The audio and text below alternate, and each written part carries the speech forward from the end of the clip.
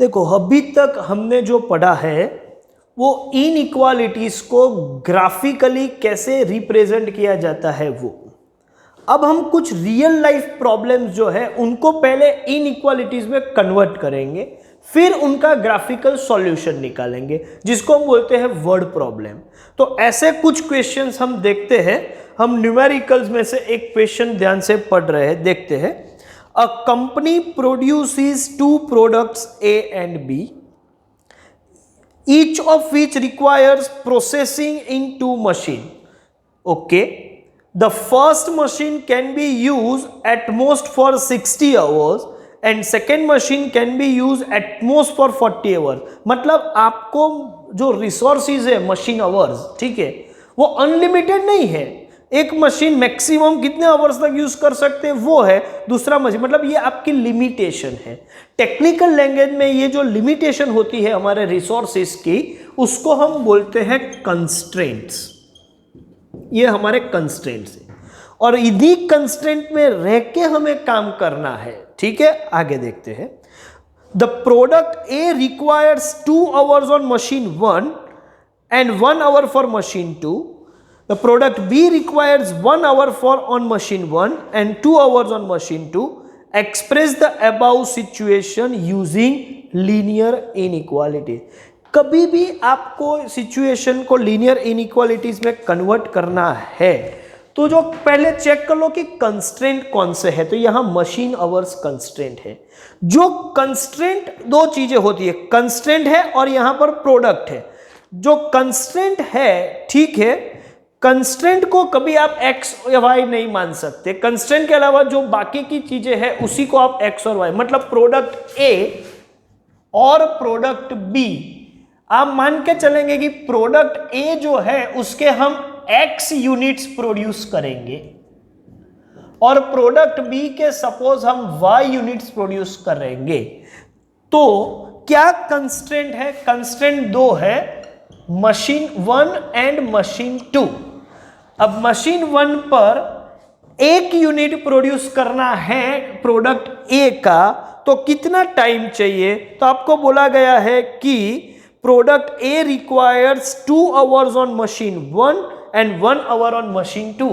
तो यहां x unit produce करने के लिए मशीन 1 का मैं 2x आवर्स यूज कर लूंगा और यह x यूनिट प्रोड्यूस करने के लिए प्रोडक्ट ए का मशीन 2 का मैं 1 hour यूज करूंगा और x यूनिट 1x। अच्छा, ये 1 से मल्टीप्लाई कर रहे हैं, ना भी लिखे तो चलेगा।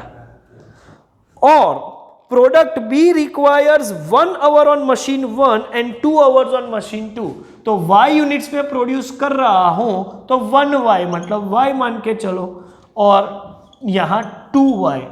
तो मशीन 1 पर टोटल x यूनिट ए के और y यूनिट बी के प्रोड्यूस करने के लिए कितने आवर्स यूज होंगे? आप बोलोगे sir 2x plus y hours total machine 1 पे यूज होंगे, लेकिन मशीन 1 का available maximum at most 60 hours, मतलब ये दोनों का टोटल कभी भी 60 से ज्यादा नहीं होना चाहिए। मतलब 2x plus y must be less than और equal to 60। Same way machine 2 जो है उस पर x units of a and y units of b produce करे तो total hours x plus 2y hours काम करेगा मशीन 2। लेकिन वो मशीन 2 ये दोनों का जो टोटल है वो कभी भी किससे ज्यादा नहीं होना चाहिए? आप बोलोगे कि 40 आवर्स से ज्यादा नहीं होना चाहिए। तो आपकी इनइक्वालिटीज कंस्ट्रक्ट हो गई। ये जो है वो कंस्ट्रेंट है जो आपको बताए है कि ये प्रैक्टिकल ये कंस्ट्रेंट है।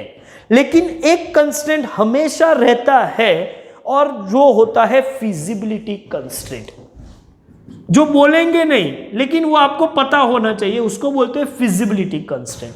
फिजिबिलिटी क्या होती है कि आप कभी भी x की वैल्यू 0 से कम नहीं रख सकते और y की वैल्यू, मतलब हो सके तो आप एक भी यूनिट का प्रोडक्शन ना करो, लेकिन आप नेगेटिव प्रोडक्शन तो करते ही नहीं कभी।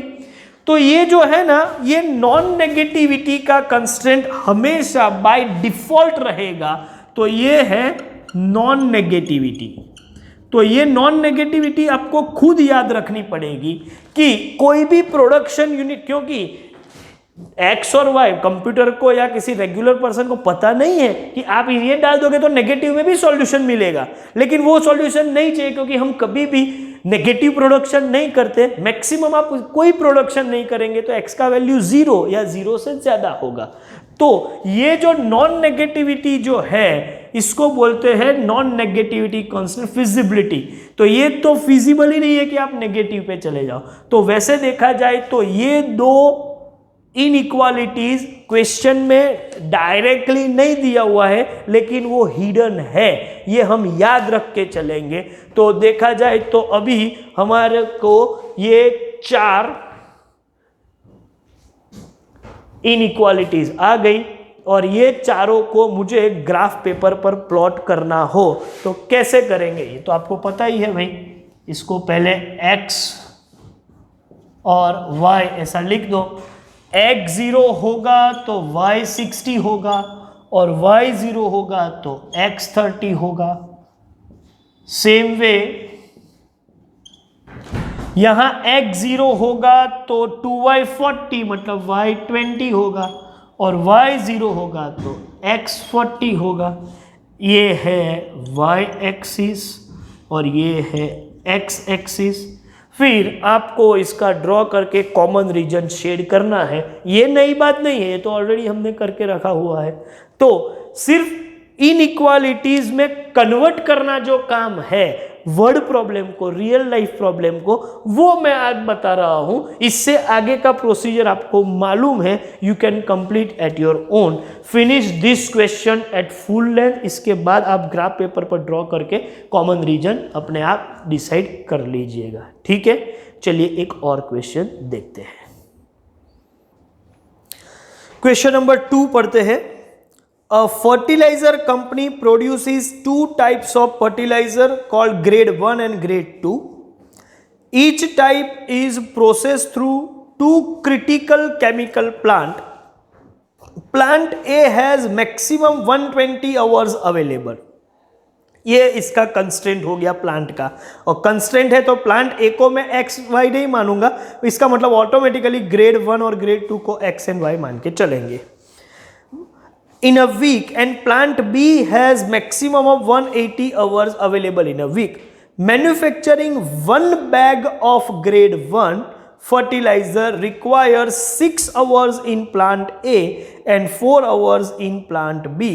Manufacturing of 1 bag of grade 2 fertilizer requires 3 hours in plant A and 10 hours in plant B. Express these using linear inequality. चलिए भाई लिख लेते हैं क्वेश्चन नंबर 2 के लिए। 2 ग्रेड 1 ग्रेड 2। ग्रेड 1 में हम मान के चले कि x1 बैग्स प्रोड्यूस करेंगे और यहां x2 बैग्स, xy के बजाय हम x1 x2 भी ले सकते हैं। तो कंस्ट्रेंट कौन से हमारे? कंस्ट्रेंट है सर प्लांट ए और प्लांट बी पर कितने आवर्स अवेलेबल है वो। मैक्सिमम प्लांट ए पर मैक्सिमम मतलब इससे ज्यादा नहीं जा सकते, वो है 120 आवर्स, और प्लांट बी पे मैक्सिमम 180 आवर्स है। अब कितना रिक्वायरमेंट है वो देख लेते हैं। बैग प्रोड्यूस करने के लिए ग्रेड 1 की एक बैग प्रोड्यूस करने के लिए 6 hours in plant A and 4 hours in plant B. Okay, इसका मतलब 4x1 प्लांट ए पर 6 आवर्स मतलब 6x1 एंड 4x1 इतना यूज होगा। प्लांट ए कितना आवर्स यूज होगा? 6x1 और plant B 4x1 for grade 1 type की बैग को प्रोड्यूस करने के लिए, फर्टिलाइजर को प्रोड्यूस करने के लिए। And manufacturing of 1 bag of grade 2 fertilizer requires 3 hours in plant A and 10 hours in plant B, मतलब 3x2 and 10x2। Total plant A पर आपको इतने आवर्स चाहिए, आप बोलोगे 6x1 प्लस 3x2, लेकिन ये टोटल कभी भी कंस्ट्रेंट है कि 120 से ज्यादा नहीं हो सकते। एंड 4x1 प्लस 10x2 कभी 180 से ज्यादा नहीं हो सकते। इसके साथ साथ नॉन नेगेटिविटी, यस वो तो होगा ही होगा, वो बोलेंगे नहीं, हम खुद समझ जाएंगे। x1 x2 both are greater than equal to 0। Individually भी लिख सकते हैं, x1 ग्रेटर देन, इंडिविजुअली लिखते हैं x1 greater than equal to 0 and x2 greater than equal to 0। चलो इसको ग्राफ पेपर पर प्लॉट करना है, वो तो आपको मालूम है कैसे प्लॉट करना है, ठीक है। इसका मैथमेटिकल कैलकुलेशन में आपको बता दूं, x1 x2, x1 0 होगा तो x2 क्या होगा, 40 होगा, तो ये 0 है तो ये 40 है, और x2 0 है तो x1 20 होगा। चलिए दूसरा, x1 x2, x1 0 है तो x2 18 है, और x2 0 है तो x1 180/4,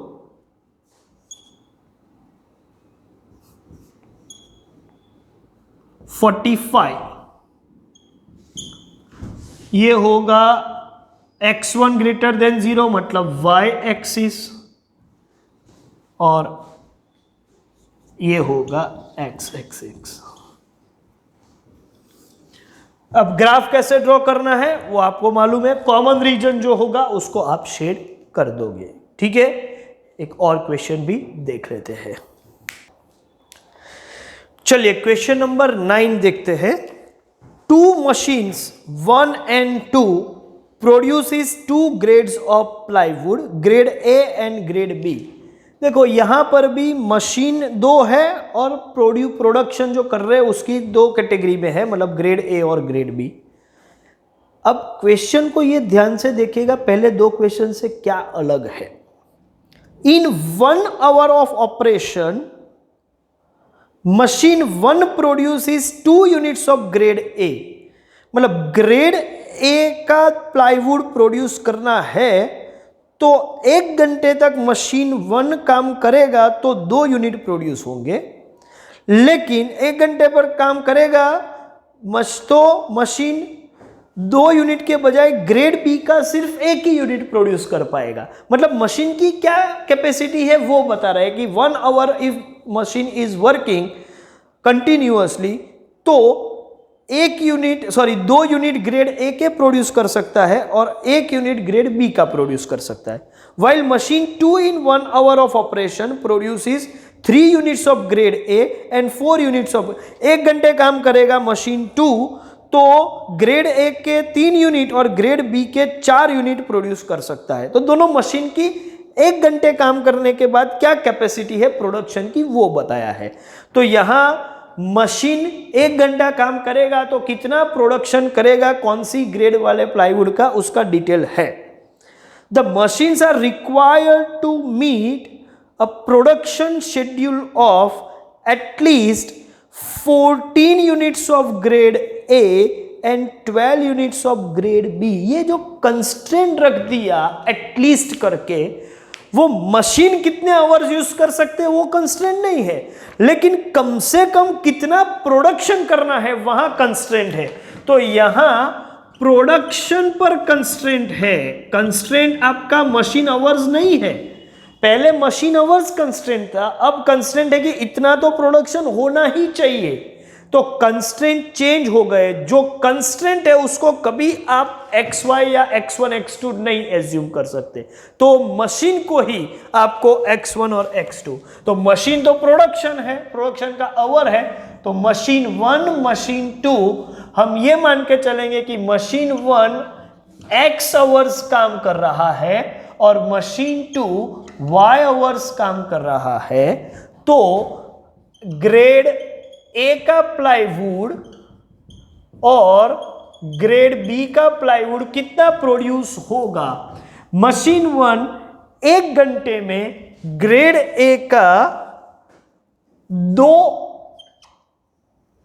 यूनिट प्रोड्यूस कर सकता है और ग्रेड बी का 1 यूनिट प्रोड्यूस कर सकता है 1 घंटे में। सपोज मशीन 1 X आवर्स काम कर रहा है तो ग्रेड ए के 2x यूनिट प्रोड्यूस होंगे और ग्रेड बी के 1x यूनिट प्रोड्यूस होंगे। अब यहां पर 1 ना लिखो तो चले, तो मैं रिमूव कर देता हूं।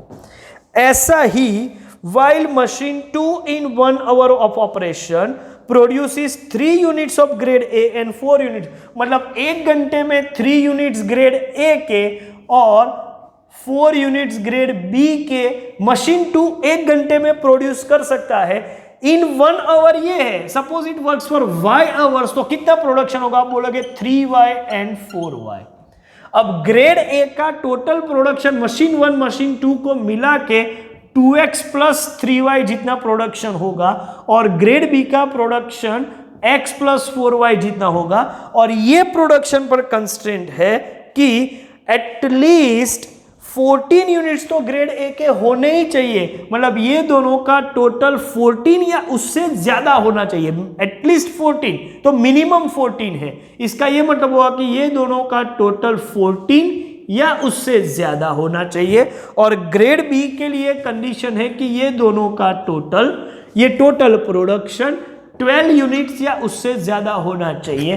तो ग्रेटर देन और इक्वल टू, देखो एटमोस्ट लिखा था तो मैंने लेस देन इक्वल टू रखा, एटलीस्ट है तो ग्रेटर देन इक्वल टू, ठीक है। और मशीन कुछ ना कुछ तो काम करेगा, या तो काम 0 आवर पे करेगा, ऐसा नेगेटिव आवर्स तो होगा नहीं, तो नॉन नेगेटिविटी तो है ही, तो नॉन नेगेटिविटी के हिसाब से भी कंस्टेंट लिखने हैं, x इज लेस देन और equal to 0 and x is greater than और equal to 0 and y is greater than equal to 0, क्योंकि 0 आवर्स या उससे तो आगे ही काम करना पड़ेगा, नेगेटिव तो हो नहीं सकता, तो नॉन नेगेटिविटी अपने आप है। अब इसको आपको फॉर्मेट करके ग्राफ ड्रॉ करना है, ठीक है, वो काम आप खुद कर लोगे। इसका मैथमेटिकल कैलकुलेशन भी मैं नहीं कर रहा हूं, मुझे लगता है ये आप इजीली कर पाओगे। Now based on all this discussion मैं इतना बोल सकता हूं कि आपको होमवर्क में क्या करना है, तो ये जो वर्ड प्रॉब्लम हमने डिस्कस किए वो सभी के ग्राफ ड्रॉ करने हैं, और all the MCQs are now within your range. आप सभी MCQs सॉल्व कर सकते हो, ठीक है, कोई MCQ अभी डिफिकल्ट नहीं है, हमारा डिस्कशन हो चुका है। तो बाकी के सब MCQ भी खत्म करो, कोई डाउट डिफिकल्टी होगी तो लाइव सेशन या डाउट सेशन में हम डिस्कस कर लेंगे। चलिए यहाँ पर ये सेशन हम खत्म करते हैं। Thank you very much.